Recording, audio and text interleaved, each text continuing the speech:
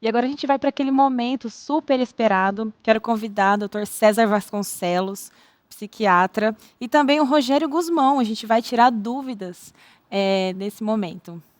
Sejam bem-vindos. Bem-vindo, doutor César. Bem-vindo de volta, doutor Rogério. Tudo bem? Bem-vindo. Tudo bem, graças E a aí, Deus. doutor? Tudo bem? Vamos. Por favor, fiquem à vontade. Vou fazer a primeira pergunta aqui. E esse é aquele momento que a gente estava aguardando tanto, né? Esse tira dúvidas, muitas questões foram chegando, coisas que não foram respondidas aí ao longo do fim de semana, até por uma questão de tempo, né? Esse é o momento agora. E a primeira pergunta é para o doutor Alberto, a Iracema. Parece que eu sofro com um excesso de passado, excesso de presente e excesso de futuro.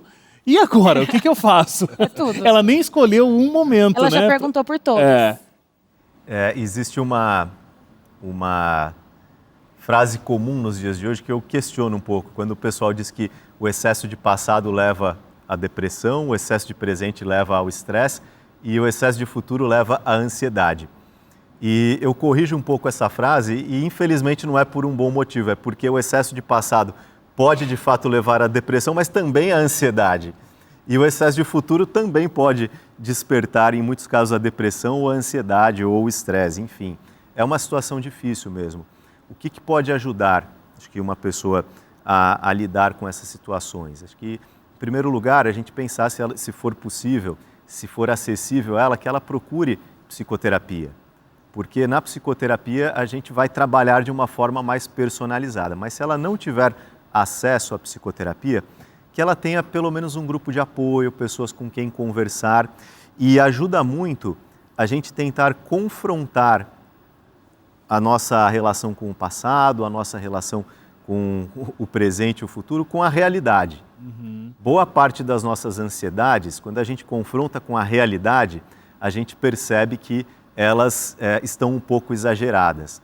Da mesma forma, na relação com o passado, algo que ajuda muito é a autocompaixão. É a pessoa entender que talvez os erros que ela cometeu no passado, ela era uma outra pessoa, ela estava em outras condições, ou se o excesso de passado traz para ela o ressentimento, que ela cultive o perdão, que ela aprenda a perdoar e em paralelo a isso, eventualmente a perdoar a si mesma. Porque muitas das dificuldades que a gente traz têm a ver com isso, com a nossa incapacidade de nos perdoarmos. E se Deus já nos perdoou, acho que a gente pode então acreditar na garantia do perdão dele e tentar trazer isso para a gente também. Eu achei interessante que o formato da pergunta dela me passou a ideia de ser uma coisa meio ansiosa, né? Esse excesso aqui, excesso ali, excesso ali. Então, se realmente existe, o que predomina nessa pessoa é mais ansiedade do que tristeza, depressão, etc., estresse, então a ansiedade geralmente é a luz vermelha no painel que acende dizendo, ei, eu preciso parar para reconstruir talvez uma forma de pensar. Talvez perdoar, como o Alberto falou, a si mesma, talvez pegar leve consigo mesma. Então, dá uma analisada, se o que predomina é uma ansiedade, então, de onde vem essa ansiedade, né? Então, talvez seja uma forma de você se cobrar demais, e aí tem que pegar leve e, como ele já falou, e perdoar, etc. Doutor Rogério, pergunta para você agora. A Rutemar, ela pergunta aqui para a gente. Diz que é uma pessoa ansiosa e tem muita compulsão alimentar. E ela quer saber o que ela pode fazer. Acredito que seja dúvida de mais pessoas aí que estão nos acompanhando.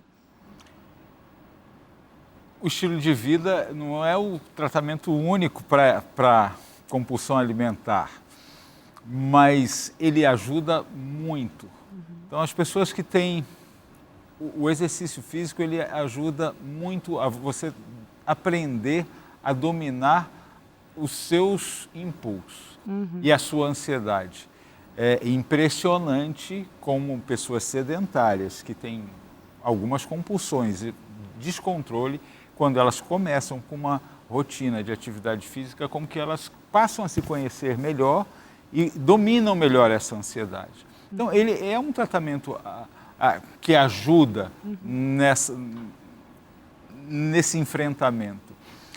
Outra, na compulsão alimentar, é a pessoa escolher na hora de comer não é nem sempre a melhor hora de você se controlar. É na hora de você comprar, na hora de você sair para comer, onde você escolhe. Então, as estratégias de o que fazer, você deve escolher quando você anota onde você está falhando. Então, é muito importante para você, assim, aonde você está falhando. Aonde você está perdendo esse controle? É na sua casa? É no restaurante? É em que situações? Começa a anotar.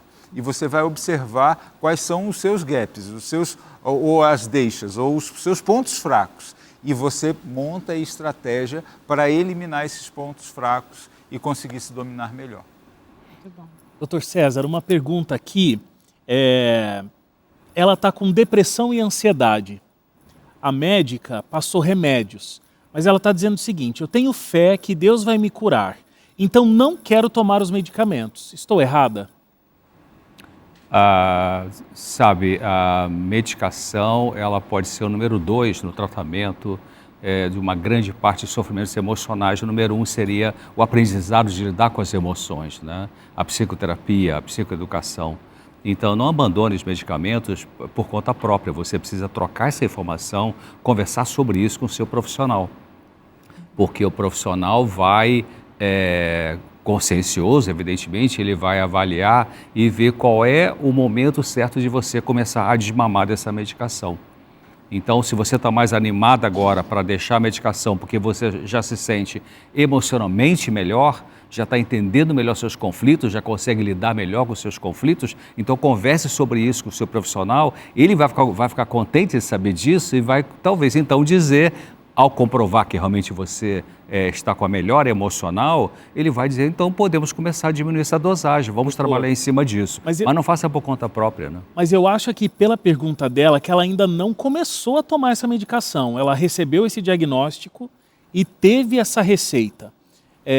Mas ela está entendendo que Deus pode curar e não essa medicação, então ela está querendo esperar por esse milagre ao invés de tomar a medicação. É o que eu entendo aqui do texto dela. Se esse é o caso, então é o seguinte, por que será que o médico passou essa medicação? Geralmente medicação psiquiátrica, ela entra, claro, em alguns casos é o número 1, porque a pessoa está surtada, está numa crise bipolar, fase eufórica, seja de bipolar 1 tipo 2, está numa crise com alucinação, com delírio, uma crise psicótica, então tem que entrar com medicação número 1, não tem outra saída.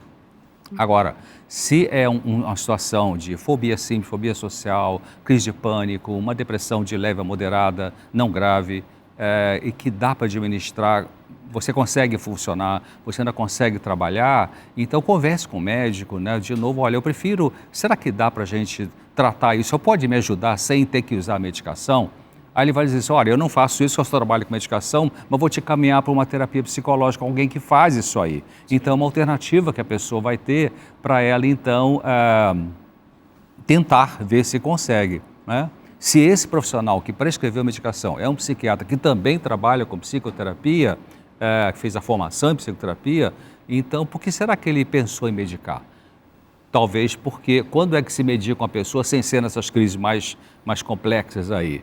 É quando a pessoa está com uma perda da sua dinâmica de trabalho importante, tipo, não consegue mais sair para trabalhar sozinho, não consegue mais subir no elevador porque tem a fobia, não consegue mais estudar bem, concentrar na sala de aula porque está muito ansiosa. Então aí a medicação entra para tentar baixar esse nível de ansiedade exagerado e enquanto a psicoterapia vai funcionando, né? Então, talvez uma pergunta que eu faria para nossa amiga, como é o nome dela mesmo?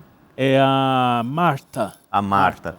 Então, se a Marta pensasse o seguinte, se ela, por exemplo, tivesse um acidente e ela quebrasse a perna dela e o médico recomendasse uma cirurgia, que ela usasse ali um gesso, alguma atadura, algo do tipo, será que ela ia trocar a recomendação médica só pela oração, por conta da fé dela? Provavelmente não. Ela iria fazer o quê? As duas coisas. Ela iria fazer a cirurgia, colocar lá o gesso e orar também. A sugestão é essa. Então, confie no tratamento, porque muitas vezes Deus encaminha as pessoas para bons médicos, para bons tratamentos e, em paralelo, faça também as orações dela. porque acho que aí a gente está falando do melhor de todos os cenários. Sim. Ok. Doutor Alberto, inclusive tem uma pergunta para você aqui, ó. A Cristiane diz o seguinte: estou acostumada a dizer sim desde a minha infância.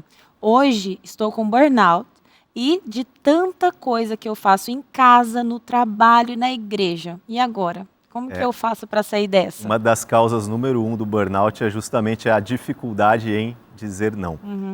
A gente treina como aprender a dizer não. Existem algumas estratégias boas, porque a pessoa que ela tem esse hábito, tem várias razões que ajudam a entender isso, mas, por exemplo, normalmente é uma pessoa que tem muito a preocupação em agradar os outros e o medo de ser rejeitado. Então, ela quer agradar para não ser rejeitada, então ela sempre diz sim. E nem sempre ela avalia. O que pode ajudar? Algumas estratégias bem simples. Então, se para ela é meio que automático dizer sim, ao invés de dizer não, ela pode começar a treinar assim, a dizer: espere um pouquinho que depois eu te dou uma resposta. Excelente, Já é um bom começo. Então ela começa a atrasar um pouco. E aí, nesse meio tempo, ela vai fazer o quê? Vai avaliar se ela pode dizer sim ou não. E o que acontece? Cada sim que a gente diz, ele não é só um sim, ele traz junto com esse sim, que é uma série de responsabilidades.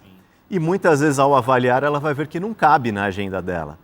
E o que ela pode fazer? Se ainda assim for difícil dizer um não final, ela pode dar uma alternativa. Olha, isso que você está me pedindo, eu não posso, mas eu posso fazer uma outra coisa, que seja um pouco mais tranquila, que caiba dentro das atividades dela. Na igreja é muito comum, né? Tem gente que tem 10 cargos na igreja, porque sempre que alguém chega está dizendo sim. Então, atrasar um pouco, oferecer algo que esteja dentro dos seus limites. São algumas dicas que podem ajudar, mas principalmente tentar entender num processo de autoconhecimento por que é tão difícil para ela dizer um não. Também complicado. vai ajudar muito ao ela pensar que se ela está no limite dela e por isso é importante dizer não, Deus vai ter uma outra pessoa para resolver esse assunto. Ela tem que acreditar nisso, né? Porque se ela não acreditar, ela vai entrar, vai continuar com o burnout e vai entrar. Mas se ela acreditar e disser não, porque o não é o limite, com certeza vai ter uma alternativa para outra pessoa fazer aquilo ali. O que a pessoa acaba não fazendo essa conta, né, é que quando ela diz um sim, a gente só tem 24 horas, isso é igual para todo mundo, né? Então, alguma coisa vai ter que levar um não. E muitas vezes é a gente mesmo que acaba tomando esse não com esse sim que a gente deu, né? Doutor Rogério, olha só, a Tatiane, ela tem 44 anos e ela come muito carboidrato. Ela está com as vitaminas todas baixas, ela está com desânimo e não consegue ser constante no exercício. O que ela faz? Nós somos movidos nos hábitos também pelo social. É um dos pilares que sustenta a gente. Então, ela precisa de um grupo de apoio. Na igreja dela, o clube de saúde pode ajudar muito. Ela precisa andar com pessoas que façam atividade física, ela precisa trazer para o grupo de amigos, de pessoas, ou entrar para um grupo de pessoas que têm essa prática. Porque quando a pessoa não tem força sozinha, ela precisa de ajuda de quem tem isso. Então, pode propor no meio familiar, vamos montar um grupo aqui, se o esposo, os filhos entrarem juntos, nossa, isso ajuda muito a mudar hábitos. Então, ela precisa de apoio para conseguir mudar, se ela não consegue sozinha. Mas ela deve, eu sempre falo isso, deve registrar os avanços. Ela tem que medir isso. Se ela não conseguir sozinha, nem com um grupo social, ela pode ter ajuda de educador físico, de academia, de outras coisas. Mas eu vejo os melhores resultados em pessoas que montam grupos. E esses grupos vão ajudando a estimular. Nós estamos muito movidos pelo social e por motivação. E isso ela precisa buscar em algum lugar, ou na própria igreja dela. Ok. Doutor César, a Ilania fala aqui pra gente: quando encontramos a causa da ansiedade excessiva, a ansiedade melhora? Porque eu imagino que muita gente está ansiosa e nem sabe por quê. Aí você entendeu qual que é a causa. Já melhora, só de saber? Foi essa a pergunta dela, né? Você está numa cidade grande e você quer ir para uma cidade pequena, e aí tem várias saídas para várias cidades, e aí você bota lá no Waze, bota no GPS, ou você vai perguntando se não tem esse instrumento, né, essa ferramenta, onde é que é a estrada para tal, onde é que é a saída para tal. Aí quando você chega no começo da estrada que vai para onde você quer, você tem a estrada para seguir. Quer dizer, descobrir a causa da ansiedade é o começo do processo de resolução dessa ansiedade excessiva. Aliás, no mundo psi, né, Alberto, tem aquela velha discussão, no mundo psicanalítico e tal, psicoterápico, será que o insight é esse clique, né? Agora que eu estou entendendo porque eu tenho esse sofrimento. Será que o insight é curativo ou ele favorece o processo curativo? Quer dizer, o insight já cura porque você percebeu ou ainda não? Depende da pessoa. Porque tem insights, tem percepções, né? Muitas vezes Jesus falava uma frase para alguém, ele tinha um impacto assim de muito forte na vida da pessoa. A pessoa mudava daquela frase para frente, né? Um recomeço. Mas tem pessoas que estão em agora que eu estou entendendo que essa raiva tem conexão com aquela história, com meu pai, com minha mãe.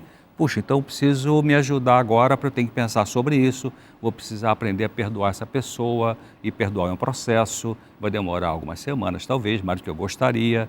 Então, isso. Use a percepção da causa para trabalhar em cima disso que você descobriu, né?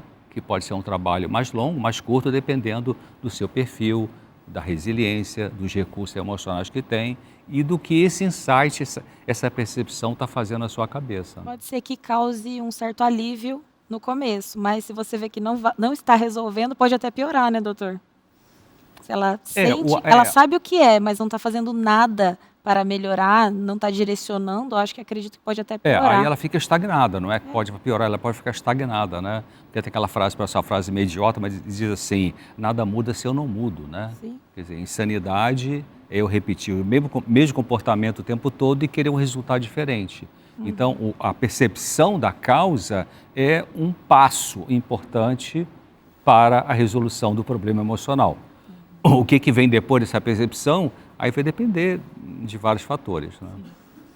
Quanto aprendizado, né, a gente está tendo nessa noite, a gente está aqui ao vivo, pelo YouTube da TV Novo Tempo, pelo YouTube do NT Play, que alegria poder estar respondendo a todas essas perguntas que estão chegando, são várias, a gente ainda tem tempo com esses 3 grandes profissionais aqui, e olha, é um domingo para segunda-feira ser completamente diferente, né, Grazi? Verdade, acho que todo mundo sai daqui já com o primeiro passo, sai mais aliviado, entendendo mais as emoções, eu já senti melhor. Eu também. Quero refletir sobre algumas coisas que eu aprendi nesses dias, Wagner. Vamos lá então para mais uma pergunta aqui, agora para o Dr. Alberto. Eu sou professora de escola pública e dentro de um período de quase 2 anos, eu já tive 5 crises em sala de aula. Sudorese, batimentos acelerados, desmaio, vontade de chorar. O que eu posso fazer? Será que isso é um sintoma de ansiedade simplesmente? Ou eu posso estar com síndrome de burnout? Pela descrição dos sintomas, pode ser qualquer uma das duas coisas ou até elas associadas, né? Mas você sabe que é muito comum entre professores, de maneira geral, esses quadros, cada vez mais. A tarefa do professor é uma tarefa muito desafiadora, em muitos contextos eles não têm recursos, não têm apoio, não têm boa remuneração. Então a gente vê estudos que de fato apontam professores como população de risco, tanto para burnout quanto para ansiedade. O que pode ajudá-la? Acho que de maneira prática. Primeiro, aqui a gente pode conectar com a pergunta anterior. Será que ela descobriu, ali observando o ambiente dela, uma das causas da ansiedade? Talvez seja, talvez esteja ligada a esse ambiente. Ela tem condições de mudar isso? Primeira pergunta a fazer. O que está ao alcance dela fazer para mudar? Por exemplo, ela consegue talvez mudar de turma, não dar mais aula para as mesmas turmas, talvez mudar de escola para uma outra perto e já muda o cenário, ou eventualmente, né, se a gente está falando de uma situação muito crítica, talvez ela possa chegar à conclusão que mesmo amando o ensino, ela está numa situação que ela não consegue mais trabalhar com aquilo, ela vai ter que pensar numa transição de carreira, numa outra possibilidade. mas isso normalmente leva mais tempo. Enquanto isso, então, o que é importante ela focar? Nas estratégias de enfrentamento. O que ela pode fazer para ajudá-la a suportar essa situação enquanto ela não consegue mudar a situação. E aí tem várias coisas. Por exemplo, a questão do estilo de vida. Muitas vezes isso está relacionado a outros hábitos, a ausência de sono, por exemplo, como o doutor mencionou aqui anteriormente, mas não somente a ausência de sono, a própria alimentação que ela tem talvez potencialize a ansiedade dela. Se ela não tiver acesso à psicoterapia, ter pelo menos um grupo com quem compartilhar, mas se ela puder, que seja minimamente passar por algumas sessões com um profissional, já vai ajudá-la bastante a refletir sobre o que está acontecendo, até entender se é circunstancial ou se é uma coisa mais ampla, que exige uma mudança maior na vida. Estratégias como, por exemplo, atitudes que ela pode ter para minimizar os eventuais conflitos que ela tenha. Na crise de ansiedade propriamente dita, existem estratégias de respiração que podem ajudá-la muito, a respiração profunda e diafragmática, aquela que vem de dentro mesmo, ajuda muito a pessoa a controlar uma crise de ansiedade. Enfim, tem uma série de estratégias que ela pode se valer. Tem uma estratégia interessante que é você sair de cena. Então, antes de você perceber que eventualmente uma situação crítica se apresenta, saia de cena. Em casos de burnout, a gente sempre precisa investigar o histórico da pessoa, se essa pessoa consegue respeitar os descansos de finais de semana, se ela consegue respeitar as férias, ou se ela precisa de fato de uma pausa. Então, tem muitos fatores aí, é difícil dizer assim, mas eu começaria tentando entender a situação, se dá para mudar alguma coisa ou não, e tentando entender quais são as minhas estratégias de enfrentamento para utilizá-las. Talvez reduzindo a carga horária das aulas, mesmo baixando o salário, para você cuidar da sua saúde. É outra estratégia também. Sim. Dúvida da Vanusa para o Dr. Rogério. Doutor, os probióticos ajudam a regular o intestino? E a eliminação do glúten é benéfica também para o intestino? Pergunta simples, resposta complexa. Probióticos, sim. Os probióticos, eles têm um efeito de ajudar a repovoar o intestino com bactérias boas. A gente até descobriu a função do apêndice, porque o apêndice ele é uma reserva de bactérias boas. Então, se a pessoa tem um problema intestinal, uma diarreia, saem as bactérias que estão ali, mas essa que está no apêndice, ela pode repovoar. Então, probióticos ajudam a repovoar. Agora, as boas bactérias, elas são felizes e se reproduzem rapidamente quando tem fibras.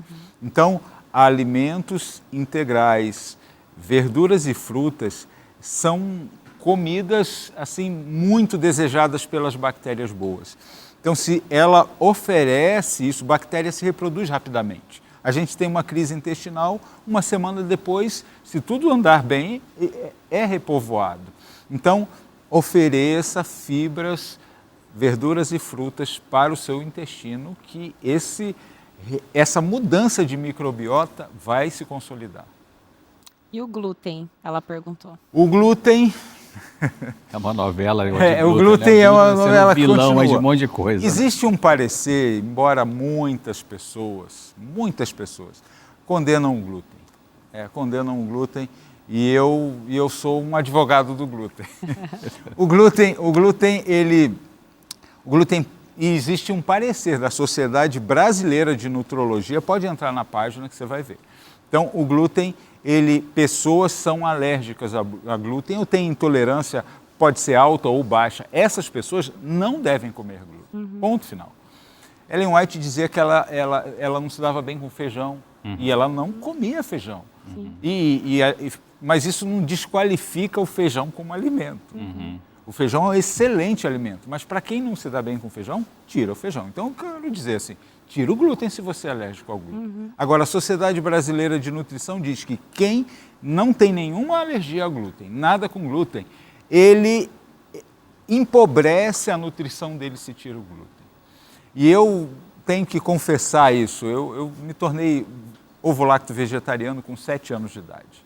Minha mãe, toda sexta-feira, lavava a farinha de trigo para fazer bife de glúten para ver o filhinho dela crescer.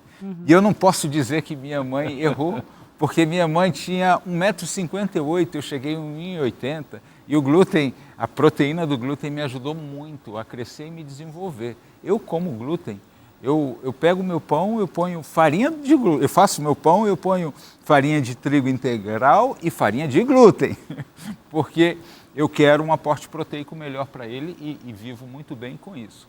Agora, se você tem reação ao glúten, tira o glúten. Ok. Dr. César, a Shirley, além de tomar remédios e fazer terapia, como se livrar definitivamente da ansiedade e da depressão? Eu não aguento mais conviver com isso. Boa pergunta. Primeiro, você não tem que eliminar a ansiedade dessa vida. É impossível eliminar a ansiedade dessa vida. Claro, existe ansiedade normal em todos nós. Existe uma ansiedade que eu prefiro chamar a palavra de angústia, que os filósofos chamam de angústia existencial. Todo ser humano tem essa angústia, que é a perda da relação direta com Deus, né, que é a entrada dessa coisa que a Bíblia chama de pecado na natureza humana. Então isso aí não tem Rivotril que resolva, né? Quer dizer, isso aí é na dimensão espiritual, para essa angústia de fundo espiritual, que a gente vai trabalhar para poder ir aprendendo a lidar com ela e tal. Agora, a depressão, sim, a depressão tem cura, sim, depressão tem cura. Depressão tem recaída, também tem recaída. Mas é importante, uma vez escrevi um artigo que o título é assim, Depressão, : um momento para análise. O que te entristece? O que produz a tristeza na sua vida? Você precisa lamentar perdas? Está vivendo algum tipo de luta importante que não foi resolvido ainda? A ciência fala que às vezes um processo de luto demora de 3 meses a 1 ano. Algumas pessoas estica até um pouco mais, até 2 anos. Vai depender do vínculo com essa perda, vai depender da sua resiliência, vai depender de apoio que você tem para esse processo de luto ser maior ou menor, mais doloroso, menos doloroso. Então, sim, a depressão, você precisa trabalhar para entender isso, né?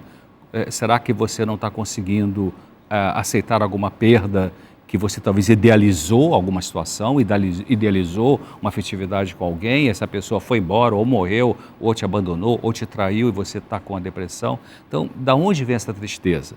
Então, ao você entender de onde vem essa tristeza, será que tem que colocar perdão aí nas pessoas que te machucaram para então resolver a tristeza? Tem que acabar com o ressentimento? Tem que perdoar você mesma também? Né? E a ansiedade excessiva, como eu já falei aqui, a ansiedade é a luz vermelha do painel que acende, quando você está dirigindo o carro, acende uma luz vermelha no painel, é bom ou é ruim? Né? As duas coisas, né? É ruim porque deu problema. Mas por que o fabricante colocou no painel dos carros, né? Todo painel, né? Tem ali a luz do óleo, luz da bateria, luz disso. Para que acende a luz? Ela acende para dizer assim, ei, tem um problema aqui, dá uma parada para resolver. Então, a ansiedade excessiva, que incomoda, realmente incomoda, é a luz vermelha que acende para dizer, ei, você precisa parar para pensar.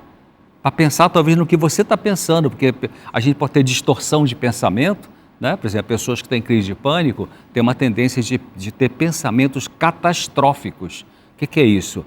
Eu vou viajar de ônibus, o motorista vai dormir e vai capotar. Vai ter bala perdida. O avião vai cair. Então, vem muito fácil na cabeça de algumas pessoas esse pensamento de catástrofes e isso aumenta a ansiedade. Né? Então, vamos corrigir esse pensamento. Vamos checar com a realidade. Se a sua ansiedade está muito alta por conta de ter uma manutenção, um cultivo de muitos pensamentos distorcidos, muitos pensamentos catastróficos e de auto-ataque também, de auto-desvalor, então você tem que pensar nesses pensamentos. Quais os pensamentos que mais costumeiramente eu penso neles? Dá 2 passos para trás e pensa no que você pensa. Aí bota na mesa, né? Bota no papel. Eu costumo pensar isso. Então vamos comparar com a realidade. Faz sentido ou não faz sentido? É um medo racional ou é um medo ilusório? Então vamos começar a eliminar as preocupações que não têm base na realidade para poder abaixar a ansiedade. Esse trabalho é fundamental. Se não fizer isso e quiser usar só remédio para baixar a ansiedade, lamento, não vai resolver. Né? Então tem que trabalhar nessa questão da psicoeducação. Ok. Doutor Alberto, a dúvida aqui é da Vanusa. Olha o que ela traz para a gente. Se a esposa tem dependência emocional do esposo, isso pode ter a ver com o relacionamento dela com o pai? Dependência emocional é um desses termos que entrou na moda e que a gente ouve o pessoal falando, mas nem sempre fica bem claro o que é. Então a gente teria que entender o que é essa dependência emocional, até mesmo porque nós somos interdependentes. Então, às vezes as pessoas, por conta da popularização desses conceitos, elas imaginam que alguém saudável é alguém que diga, eu sou totalmente independente, eu não dependo de ninguém, eu vivo minha vida, eu não tenho que dar satisfações para ninguém, eu não tenho que me preocupar com os outros. Isso também não é saudável. Então, um nível de dependência, de interdependência adequado, ele é importante nas relações humanas e na relação conjugal mais ainda. Então, acho que a primeira coisa seria importante ele avaliar isso, se de fato o que ele julga como dependência emocional é de verdade, porque aí entram características que apresentam uma desconexão com a realidade, assim como é o caso da ansiedade, características que prejudicam de maneira bem importante o próprio funcionamento do dia a dia do casal. Então, se tem isso daí, é sinal de alerta ligado. Agora, se não tem, talvez ele esteja achando que uma dependência natural está indo um pouco além. Aí ele precisa se questionar, por que eu estou incomodado com essa atitude? Mas, levando em conta que a avaliação dele já foi uma avaliação adequada, pode ser que isso esteja ligado à relação com o pai. Mas esse também é mais uma dessas conclusões, vamos dizer assim, mais gerais da psicologia, que nem sempre é assim. Porque o universo da psique humana, da psicologia humana, ela tem muitas variáveis. Então pode ser, mas às vezes não. Às vezes tem outros fatores que provocam isso. Mas, acima de tudo, me chama a atenção essa hipótese que o nosso amigo levanta, no seguinte sentido: por que ele está especulando nessa direção? Será que ele se incomoda, talvez, da relação da esposa com o pai? Ou ele culpa o sogro pela maneira como a esposa se relaciona com ele? Então é importante ele também fazer uma análise, entrar num processo de autoconhecimento para entender isso. Mas ele já conversou com a esposa dele, eles têm combinados sobre o que cada um deles considera algo adequado ou não na relação. Se eles não têm, eles não podem chegar a um consenso. Tem alguns passos, acho que mais fáceis e até mais importantes antes de a gente chegar numa conclusão assim tão profunda, né? Que talvez tenha a ver, mas não necessariamente. Talvez um teste que a pessoa possa fazer com ela mesma para saber até que ponto se ela é dependente afetivamente de alguém, é ela pensar assim, e talvez dizer para o seu companheiro ou companheira, olha, eu preciso de você é importante na minha vida, mas se você fizer besteira comigo, eu não vou morrer. Eu vou saber lidar com isso. É um bom teste, né? Uhum. Deixa eu fazer uma pergunta aqui para o Dr. Rogério. A pergunta da Denise. Há nutricionistas integrativos dando a opção da cura do limão, que é misturado a outros ingredientes num detox de algumas semanas para desinflamar o corpo. Isso é eficaz? Tenha muito cuidado em acreditar que um produto só vai resolver o problema da inflamação. Então, isso serve de forma geral, né? A dieta do abacaxi vai curar isso, o limão vai curar aquilo. E não funciona. Funciona muito como o placebo funciona, proporcional à sua confiança no método. Então, existe, o limão é um bom alimento para muitas coisas, mas ele não vai desinflamar o corpo sozinho. Você precisa de uma nutrição equilibrada para desinflamar o corpo. E essa nutrição equilibrada, anti-inflamatória, é essa que eu falei. Alimentos integrais, cereais, verduras e frutas. Se você baseia a sua dieta nisso, se você tem 50% do seu prato, isso é muito importante, desde jejum, jantar, almoço, 50% do seu prato tem alimentos desse tipo, desse gênero, frutas, verduras, cereais integrais, legumes, metade é isso, você já está dando um passo grande para ter uma alimentação, uma nutrição anti-inflamatória. Se você confia no limão, no abacaxi, não é por aí o caminho da desinflamação. Excelente. Doutor César, vou trazer aqui uma pergunta para você. A Sara fala aqui, ó, sentir ansiedade e sensação de medo contínua, com tremor nas pernas e ânsia de vômito, pode ser transtorno de ansiedade? Parece ser muito, né, a transtorno de ansiedade, mas é importante fazer uma avaliação clínica com o médico que trabalha com medicina geral, medicina interna, fazer uma avaliação clínica, ele vai pedir exames complementares, exame de sangue, vai dosar vitaminas, talvez algum exame de imagem, enfim. É importante para a gente poder ver se encontra alguma coisa, organicamente falando, que possa explicar algum desses sintomas que pode ser de uma causa orgânica, né? Depois que fizer essa avaliação clínica com o clínico geral e os exames estiverem normais de laboratório, então aí a gente vai pensar em questões comportamentais psicológicas, né? E pode ser ansiedade, sim, pode ser ansiedade excessiva, e aí então é o que eu já falei sobre isso aí, né? Trabalhar para entender essa ansiedade, que é a luzinha vermelha que acendeu e que tem coisa para ser corrigida na vida. Doutor Alberto, tem uma pergunta aqui, a gente falou muito sobre psicoterapia, né, e que isso pode ajudar, isso pode colaborar. E aí o Murilo pergunta o seguinte: que tipos de terapias, linhas psicológicas são mais indicadas para pacientes cristãos? É uma boa pergunta. Eu diria o seguinte, antes de se preocupar com a linha psicológica, preocupe-se com o profissional. Se você tiver um bom profissional, um profissional ético, um profissional que tem conhecimento, independente de qual seja a vertente religiosa do paciente, ele vai saber respeitar, ele vai saber acolher as demandas trazidas. Mas eu diria que assim, a teoria psicológica em si, todas elas podem nos ajudar a compreender diferentes características. Eu tenho dificuldade em dizer tal abordagem específica, ela é mais adequada para um cristão, ou que seja para qualquer, correlacionar abordagens com religiosidade. Mas algo importante para a pessoa ficar atenta, se ela sente que em algum momento ela está passando lá por psicoterapia e ela está se sentindo desconfortável, por exemplo, com alguma questão religiosa na terapia, para ela observar se o terapeuta respeita a crença religiosa dela, se ele é empático com as demandas que ela tem ligadas à religião. Uma coisa que nunca pode acontecer é o terapeuta emitir um juízo sobre o seu paciente. Dizer para ele, isso aí que você acredita não é bem assim. Isso aí que você acredita é besteira. Ou a raiz dos seus problemas é a sua religião. Se o terapeuta está agindo assim, ele está agindo de forma antiética, irresponsável e incompetente. Então, aí, independente da corrente psicológica que ele siga, não é um bom terapeuta. Agora, um bom terapeuta vai saber respeitar essas coisas e ele vai ficar seguro. O objetivo da terapia, na terapia eu posso refletir sobre a minha religião? Posso, não tem problema nenhum.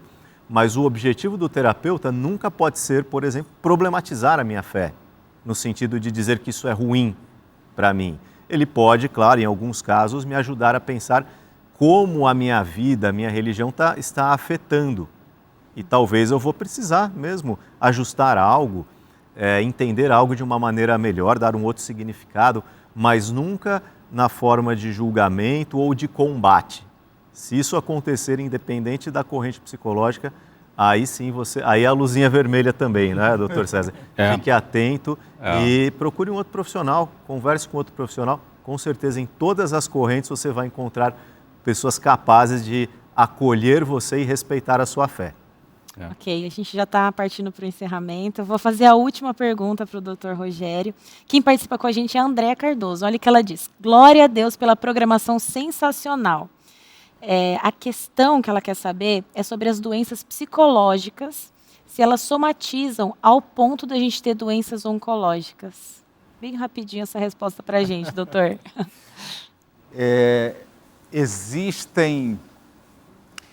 As doenças oncológicas são multifatoriais e a gente não consegue colocar... A ciência não determina, é esse, um fator único. Normalmente elas são multifatoriais. Os aspectos emocionais sim contribuem para a ativação desses genes que já tem uma propensão para isso ou para retardar a expressão desse gene. Então, entra no escopo de que é um dos fatores. Mas a gente nunca pode dizer foi isso aqui ou esse trauma que ocorreu que me levou a esse câncer, foi a minha separação. Não, é um conjunto de fatores e ele entra entre um desses fatores. Ok, obrigada. Excelente. Quero muito agradecer vocês, foi muito rica essa conversa, Dr. Rogério, Dr. Alberto, Dr. César. Obrigado, que Deus continue abençoando a vida de vocês, o trabalho, o ministério. E muito obrigado por terem estado aqui com a gente nessa noite. Obrigado.